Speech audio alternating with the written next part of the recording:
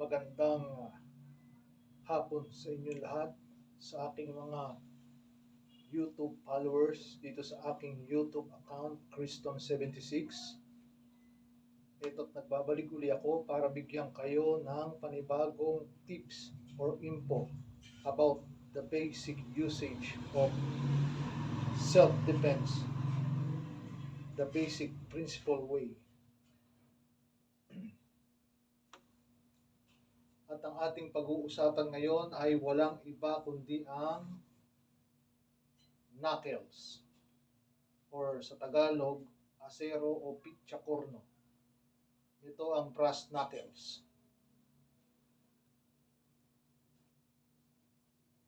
Ayan ho siya. So pag kayo may suot na brass knuckles, iisa lang ho ang estilo ng kanyang pagsuntok, which is pakonyot, like this. Ayan, ganyan ho siya.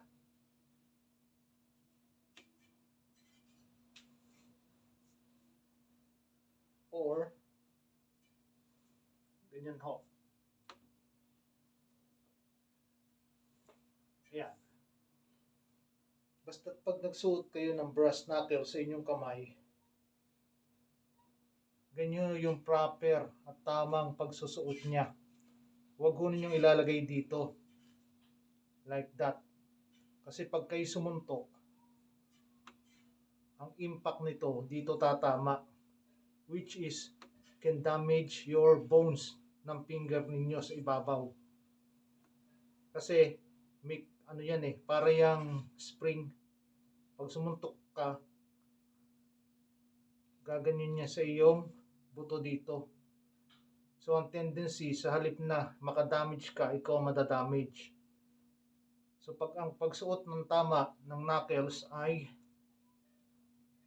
paganiyan, para may impact ang suntok, hindi madadamage yung buto nyo dito.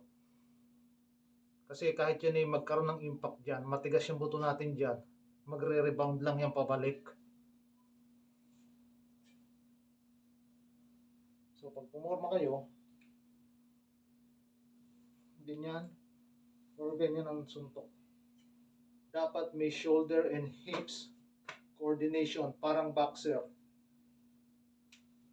Ganyan, o ganyan.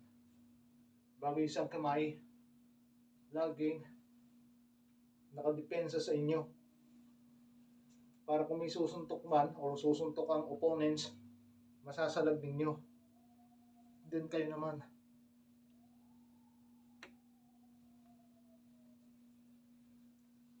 Yan, ganyan ang suntok niya.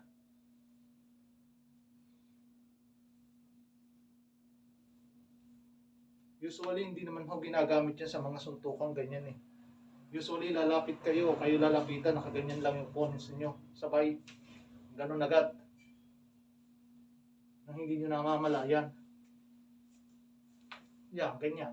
Sabay ganyan, aalis na siya. Common lang na gamitin ho ang knuckles. Kahit sino pwedeng gumamit nito. Dahil ito ho, hindi naman ito hinuhuli at walang lisensya or batas sa ganitong knuckles. Magkakaroon ka lang ng problema pag nakapang-damage ka ng kapwa mo sa maling paraan.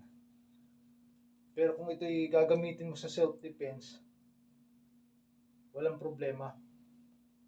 Basta't alam mo kung paano gamitin, alam mo yung rules, yun ang importante. Tsaka to, hindi to ginagamit ng magkakapurmahan kayong ganyan suntukan. Pwede din naman. Pero on certain circumstances.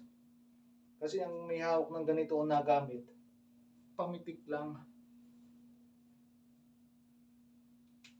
Ganyan lang siya. Or pasuntok na paganyan. Nagtatama dito sa anumang parte ng ulo or sa anumang parte ng mukha. At pag ito ay ginamitin nyo, siguraduhin yung well concealed sa pocket nyo or sa bag nyo.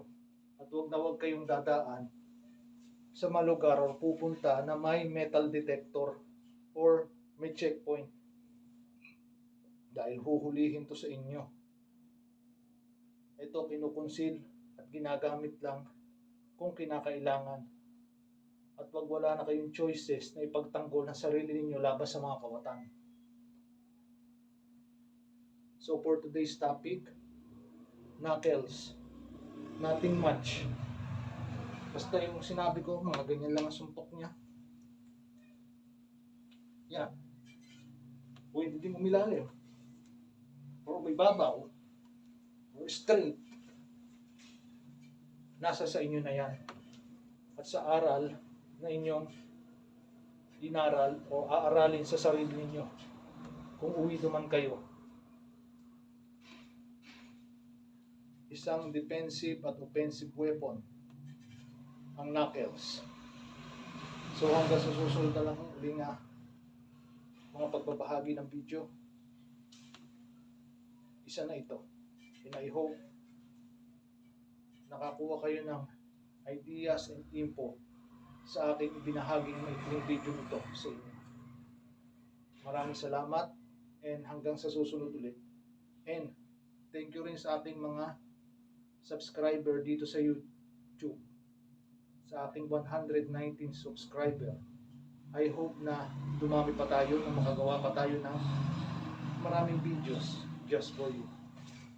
So hanggang dito na lamang at until next time.